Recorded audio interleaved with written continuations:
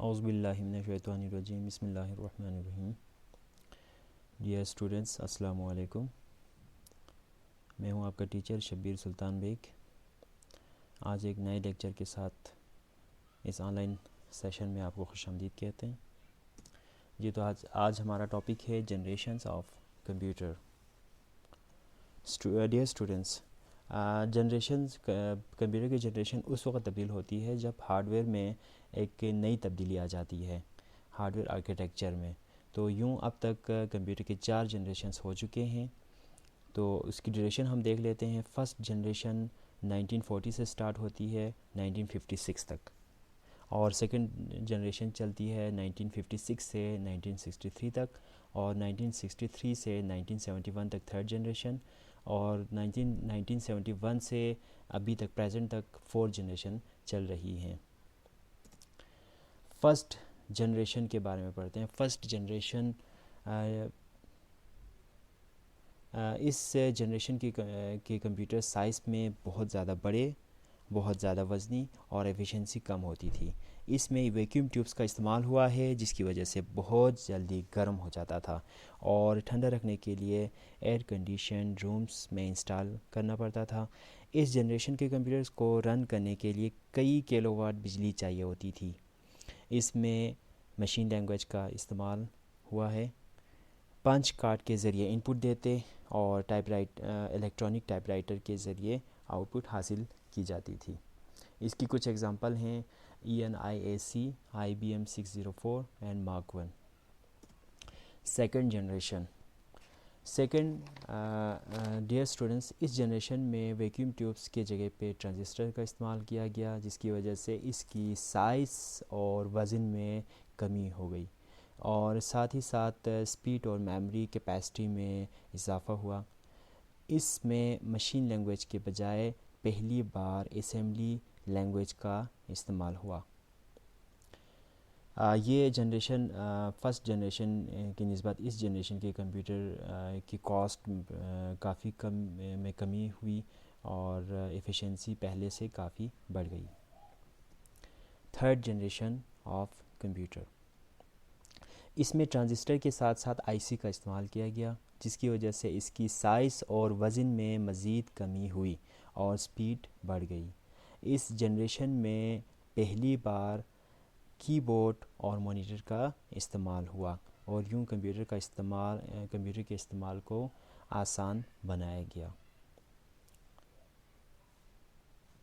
Fourth generation of computer, تو dear students, fourth generation computer, یہ fourth generation ابھی تک ہم چل رہی ہیں، جو ہم گھروں میں اس کمپیوٹر استعمال کر رہے ہیں وہ فورتھ جنریشن کے کمپیوٹر ہی ہیں، لیکن اس کے اندر بھی فورتھ جنریشن کے اندر بھی جنریشنز آ چکے ہیں۔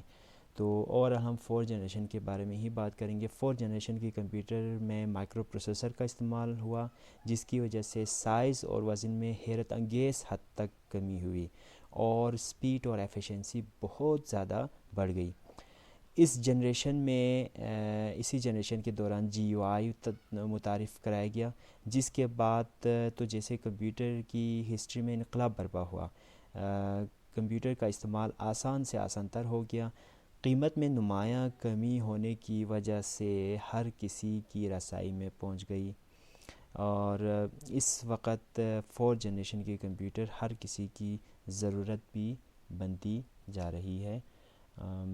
اور اس کی کچھ ایگزامپلس ہیں: IBM ThinkPad series, HP Pavilion, Apple MacBook. تو اس وقت جتنے بھی کمپیوٹرز ہم استعمال کریں جن میں مائکرو پروسیسر یوز ہو رہا ہے، وہ فورتھ جنریشن ہی کہلاتی ہیں۔ لیکن فورتھ جنریشن کے ساتھ ساتھ اس وقت ایک اور جنریشن بھی چل رہی ہیں، ففتھ جنریشن۔ تاہم ففتھ جنریشن پہ ابھی بہت زیادہ کام باقی ہے، لیکن آئیے آپ کو ففتھ جنریشن کے بارے میں بھی کچھ بتا دیتے ہیں۔ فورتھ جنریشن کے ساتھ ساتھ ففتھ جنریشن میں اس وقت بہت تیزی کے ساتھ کام ہو رہا ہے۔ ففتھ جنریشن کی خاص بات یہ ہے کہ اس میں AI کا استعمال ہوا ہے، اور اس میں مزید بہتری کی ضرورت کو دیکھتے ہوئے مزید بہتری لانے کی کوشش کی جا رہی ہے۔ کیا آپ کو معلوم ہے AI کیا ہے؟ جی، اے آئی کا مطلب ہوتا ہے آرٹیفیشیل انٹیلیجنس، مصنوعی ذہانت. تو اب 5th جنریشن کی جو کمپیوٹرز ہیں یا مشین ہے اس میں تھنکنگ پاور دی جا رہی ہے انسان کی طرف سے. انسان کوشش یہ کر رہے ہیں کہ اس کو جو اللہ نے ذہانت دی ہے اس ذہانت کو دیکھتے ہوئے مشین میں کچھ ایسے ذہانت پیدا کی جائیں، مصنوعی ذہانت پیدا کی جائیں کہ مشین خود سے سوچنے لگے، خود سے ڈیسیشن لینے لگیں، ڈیسیشن میکر بنے. تو کافی حد تک اس میں کامیاب ہو چکے ہیں اور تیزی سے کام جاری ہے. اس کی کچھ مثالیں ہیں، روبوٹس وغیرہ، ایکسپرٹ سسٹم وغیرہ.